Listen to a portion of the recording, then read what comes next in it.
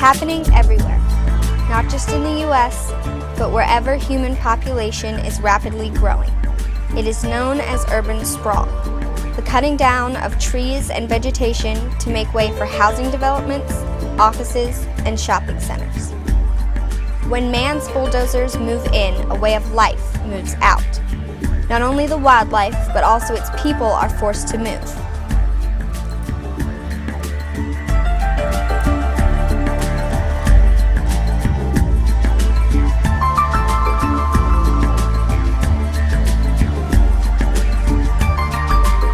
This story is about Mountain View Campground, which is nestled at the foot of Bull Run Mountain, otherwise affectionately known as Paradise.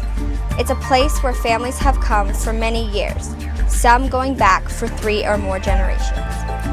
It's not just a campground, it's one big family, a community, and a way of life. Mountain View Campground has been a campground ever since 1972. Prior to that, it was for recreational purposes. People from all over the world visited then and still continue to return today. But now, that is all about to change. Recently, property developers saw an opportunity to make money in this area. But what they didn't see is that there is more to the area that they want to buy than a dollar bill. It is a living, breathing place with heart, not only in itself, but also in the people that cherish it.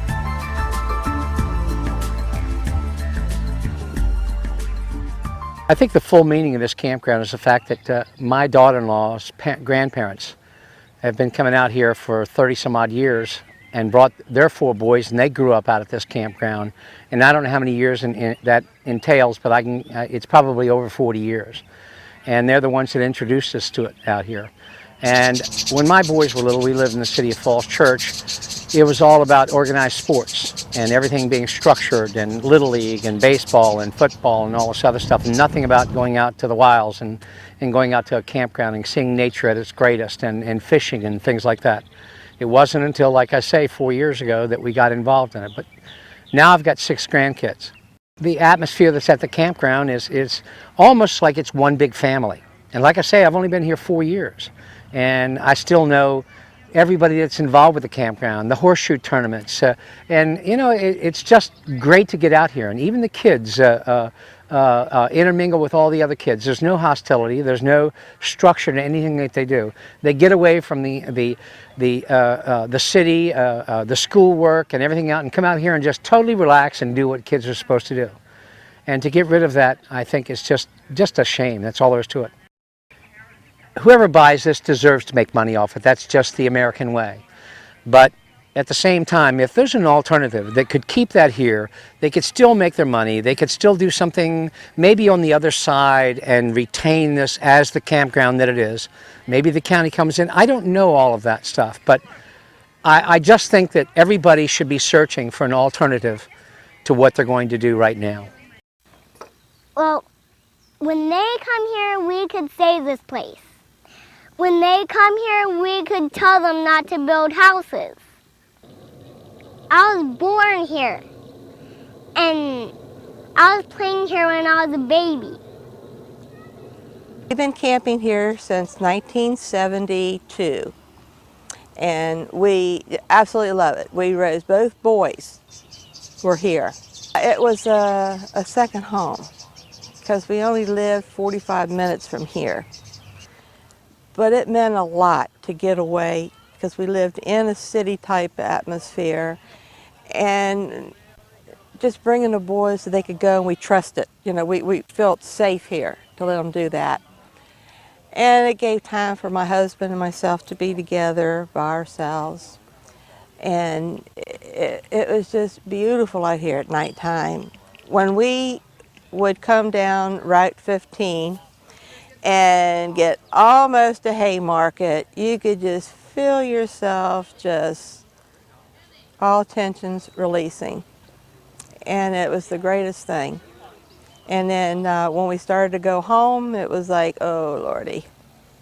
But it was great. Everybody here has been great. The campground is just absolutely beautiful. And everybody should have a place to go like this. It just should. It's very, very important. When we call the government officials, who you're supposed to call, their reaction was, there's other campgrounds around. Yes, but you're stuck out in the field, and it's not like this one. You don't know who you're going to be around. You don't know what type of campground you're running into. Just because it says a family campground does not mean that's what it's going to be. You go someplace else, we have no idea. And we are older people, and we feel safe here. Feel safe. And I'm scared to go someplace else. I don't know how it'll be. So, this is my home. This is where I want to be. This is where my kids grew up. We love this place. We hate to see it closed. There's no reason to close it. The only reason they want to close it is because there's big business and big money, and the Toll Brothers, a lot of houses and millionaire homes and so on and so forth. Why ruin paradise? We have a permanent spot here we've had for the last 9 years. We love it here. We pay our money to come here. And there's friendly people here, family people. We have every major weekend, there's people come from Maryland in big groups, and we play horseshoes and have just a lot of good, clean family fun. I've spent over half my life coming out here. I come here because I like it. I have a lot of memories here. And again, there's other campgrounds. We went to 2 today. They're not the same. They never will be the same. But they're also another hour and a half from my house. Why should I have to do that? And again, it's not the same thing. We've met a lot of good people here, friends we'll have for life. And we just hate to see this place closed down. There's got to be another alternative for big business to make their money and still leave this place alone. I am Michael Kiefer, and I serve as the Executive Director of Bull Run Mountains Conservancy. On the Bull Run Mountains that you see over my shoulder, we maintain an 800-acre natural area with 10 miles of hiking trails. Our mountains provide a spectacular resource filled with beautiful vistas and unique Piedmont forest communities. What we lack is open water and old fields. Over the past 5 years, we've established a wonderful relationship with Mountain View Campground. A mile from the Bull Run Mountains, this resource provides our campers a chance to swim in a real lake. The lake provides opportunities to view and learn about turtles, fish, and waterfowl, as well as a suite of other wildlife and flora that we do not find on the mountains.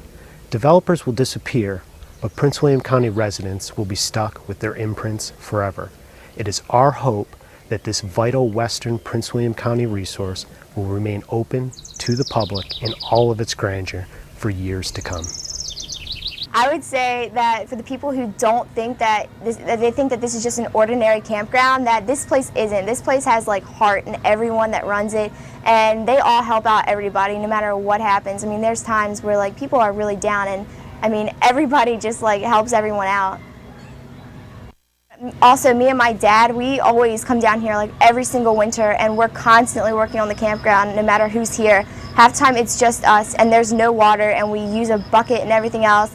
And like we'll fix water pipes. We winterize people's trailers for them, and we have fun doing it even though it's a crappy job and it's freezing cold outside. We still do it because we want to help other people out here, and it's just that kind of a community here. I have been coming to Mountain View Campground since I was a baby, and I'm almost 17 now, so that's like 17 years of my life here every summer and some winters. And my dad grew up here when he was in diapers, and I've grown up here since I was in diapers, and I only feel that it's fair if my kids got a chance to grow up here in diapers.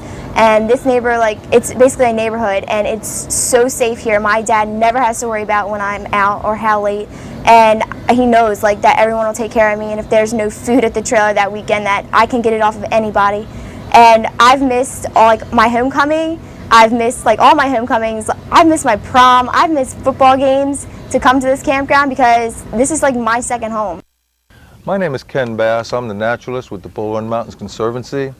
Mountain View Campground, formerly Silver Lake, is an important stopover and resting place in the Northern Virginia Piedmont for migrating waterfowl, Bonaparte's gulls, bald eagles, ospreys, and other species. Several species of ducks winter on the lake. There are also beavers, muskrats, and river otters that call this lake home. This property should be preserved as it is, not only for wildlife, but for the people of Northern Virginia, especially the residents of Prince William County, where this property is located. It would be a shame to lose this property to development. Where else in Northern Virginia can you boat, fish, camp, picnic, and swim? I feel kind of sad about losing this place because it reminds me of so much memories with my dad and what we have been through. And the joy of having this place is just, it has been so long that we can't really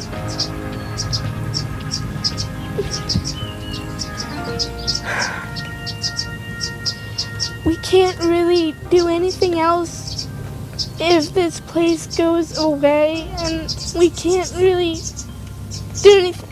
If we sell this place, we can't really do anything about it because this place is going to be gone. We don't know where we're gonna go if this place leaves. We shouldn't have to think about it. This is the place where we've grown up. We shouldn't have to think about leaving it. Happy birthday to me.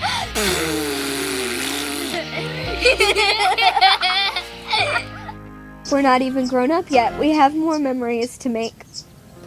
And I can't see myself making memories in any other place. They're paving over our memories. We're not. And I say that because we can't even come back here. It's gonna be gone. It's gonna be private. We can't even come back and visit. Not even visit. There are memories.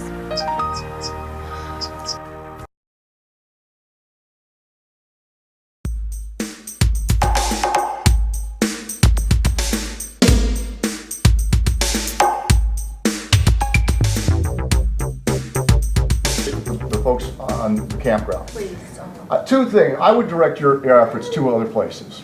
To the board, as I mentioned earlier, if you want to come to speak at citizens time, we do that at 2 o'clock and at 7:30, both sessions of our board meetings. We meet first, second, and third Tuesday of every month. And let them know of your concerns. I don't fundamentally believe that we've got funds available in the Park Authority for land acquisition today. I mean, there's a bond that they're scheduled in the next couple of years for green space, but obviously the timing is now. Secondly, I would approach Toll Brothers directly and see if there's something that I think you mentioned earlier. They won't meet with us. They won't meet us. They won't talk to anybody. Really? They tell us to go to you. My question to you is, if that come before you, would you vote for the increased density that the property they have, or would you vote against it? I've really been hesitant to vote for any increased densities on projects. I don't know how much you followed my voting record on these things, but they've presented to me, at least verbally, a number of different iterations on their plan, and it's changed, and I think it's probably changed again. Right. So I really don't know what we're dealing with, because they're talking about a couple other contiguous properties as well as yours. Right. And it's really a moving target, and this has been going on for several months. They came in with an application initially for so many homes. We lived there, we purchased a home there, and we lived real close to the campground and real close to a land bay 3B, where they want to go from 26, this is not 55 and over, to 119 homes. Okay, when we bought in a master zoned planned community, with land bays designated for this many houses here and here and here, where we have a country club, where we have a pool, where we all share amenities, our rights are infringed when they come back to the table and say, by the way, we want to buy cheaper land and we're going to dangle this over your head and give you a park and all of this so we can move right into this land bay and smack 100 more homes. How can they constitutionally do that and get away with it? Why is the planning office letting this application move forward? It's a true separate issue. The World be a separate application, and I believe if this went to the Supreme Court, we would probably win, to the application with the master zone plan community. I think it's wrong. And I think we need to rethink what we will allow in terms of blackmail in order to get more schools. Right. If they couldn't get the schools and buy the land in land planning and schools and acquisition, then we have a real problem with where our tax money is going to plan for our future and our kids. Talking about looking at the big picture, but I suspect you're looking at the big picture with blinders on. You've got Somerset that's not completely built out. You've got offers on the table for development on Old Carolina Road here, Carver Road here, more development on 29 here, development over here in the campground area. You've got this whole section on 55 between here and 29 that you're building that town center, the condos, the townhouses, and everything else with hundreds of units in there. You come out on this road in the morning at anywhere from 6 to 8, 6 to 9, and you can't move. The traffic from the stoplight, 15, backs up into town. You're adding several hundred, if not thousands of units between here and 29. The traffic backs up on Gallagher all the way past the intersection with 55. It backs up from 29 all the way down to Gallagher and past. In fact, it's halfway to Tyler now. You're putting in all of this stuff without any improvements. You're going to add 6,800 more units here. You know, it doesn't make any sense. And then I'm watching your Board of Supervisors meeting, and you're talking about the Wentworth Green, and you had the planning office come up and make a very interesting comment when they were justifying approval of the Wentworth Green, and that was that the Gainesville sector plan, at least in part, is invalid now. She made a good point. People buy their houses. If they do their due diligence, they have a expectation of what the surrounding property is going to be used for.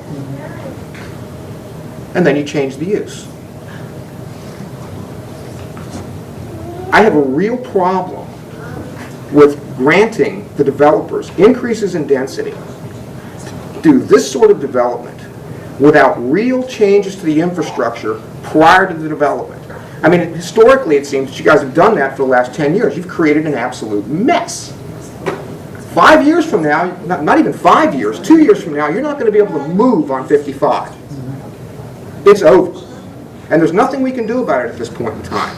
You've got more development going up on Carpet, and my question to you would be, why didn't the planning office, when you guys approved all of the development on Carpet, the development up here on 55 between Haymarket and 29, why weren't the why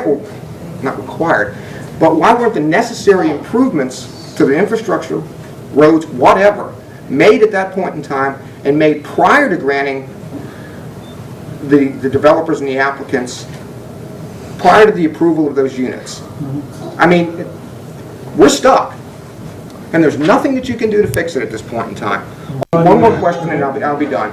You've got several applications coming up on Carver and Carolina in the next couple of months. Correct. All purportedly in compliance with the Gainesville sector plan. That's correct.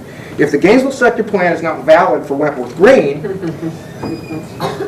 then how is it valid down here? And that's the one question I would like answered. How can it be invalid in one circumstance and valid in the other? Look around. I challenge you to look around at this campground and see what's here and tell me that you can't come up here and relax. I don't know that everybody in the county knows this campground. It really exists and what goes on, what we do up here as a big family. And that's the way we look at it. We're all part of a big family up here. If this place does close, developers supersede and charm the county into, giving them a lot more density for a few acres here for parks, I guess a school. They don't know what school they're going to put here or what parks they're going to put here or what monies they're going to have to develop such features. Where I would go, I don't know. I don't know where my kids would go. All these years, it's kept both my children and my grandchildren in a straight path. I invite any one of you to drive up right now, any weekend or weekdays, up 66 or anywhere. Can you get here in 15, 20 minutes? No. It's going to take you 2 hours from Arlington to get here because of the traffic, because of the density. Let's don't keep feeding that. Let's stop it now. We've been camping up here for approximately 30 years. I would love for you to check the records to see how many times you sent the police up here. Check and see. I doubt if you'll see even 1 or 2 times that whole 30 years. I can come up here, I can set my kids free, they can roam all around this whole campground. Can you do that at your house? No, I don't think so.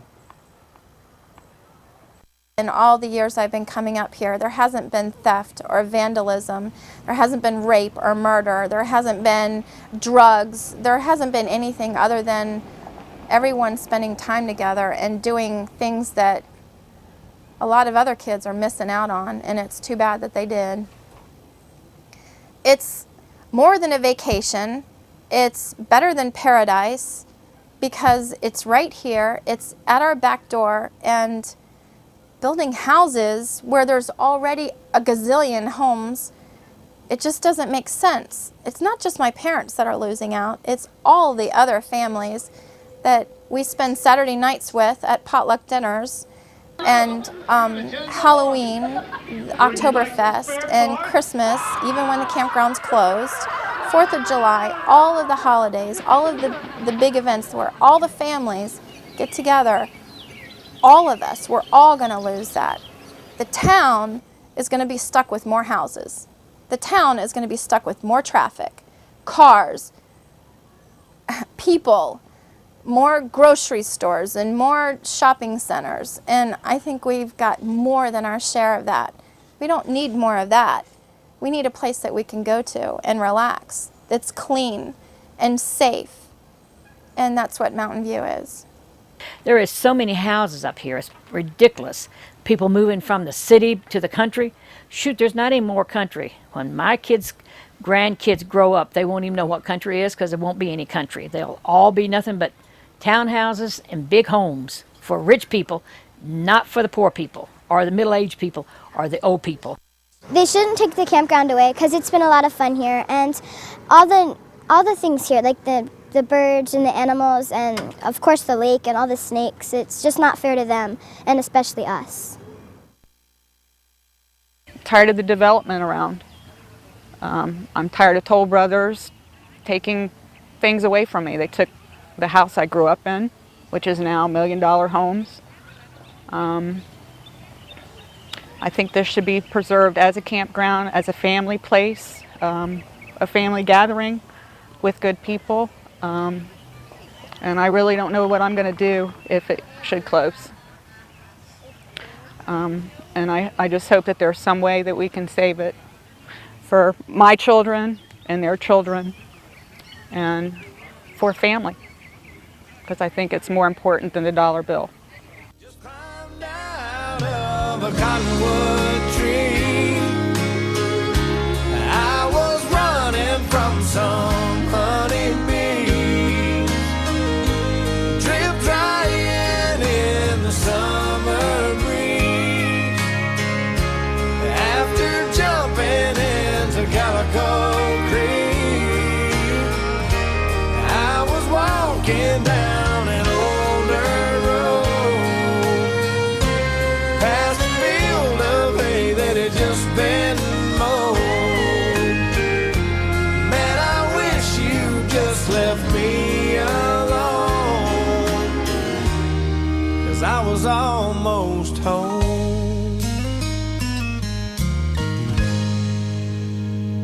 Then he said I was just coming round the barn. At the time he grabbed my arm, when I heard Mama holler, son, hurry up.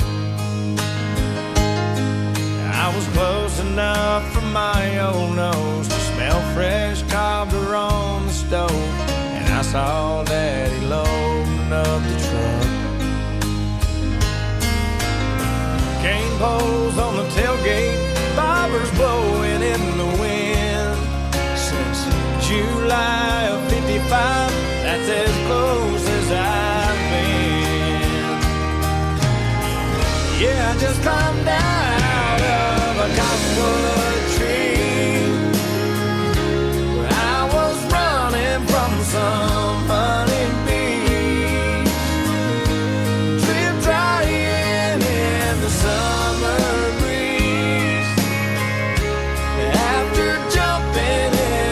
Calico Creek. I was walking down an old dirt road, past a field of hay that had just been mowed. Man, I wish you just left me alone. I was almost home. I said, oh man, you're gonna freeze to death. Let me drive you to the mission. He said, boy, if you left me alone, right now I'd be fishing. I just climbed out of a cottonwood tree. I was running from some honeybees, drip drying in the summer breeze.